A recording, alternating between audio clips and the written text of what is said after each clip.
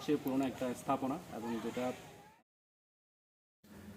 50তম জেলা সফরের অংশ হিসেবে গিয়েছিলাম মাদারীপুর জেলার রাজুর উপজেলার খালিয়া ইউনিয়নে। আর এখানেই অবস্থিত প্রায় 400 বছরের পুরনো একটি মন্দির, যেটার নাম রাজারাম মন্দির।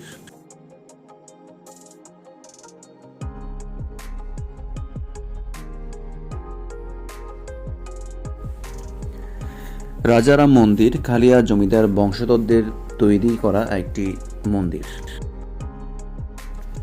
ধারণা করা হয় 1825 সালের দিকে খালিয়া জমিদার বংশগণ রাজারাম মন্দিরটি নির্মাণ করেন। দ্বিতল বিশিষ্ট এই মন্দির বিভিন্ন রকম দেবদেবী এবং রামায়ণ ও মহাভারতের নকশা দ্বারা ফুটিয়ে তোলা হয়েছে।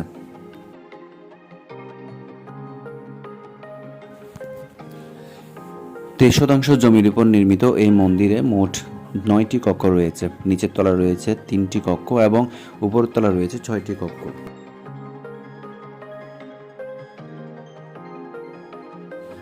রাজারাম মন্দিরের উচ্চতা 47 ফুট, দৈর্ঘ্য 20 ফুট এবং প্রস্থ 16 ফুট।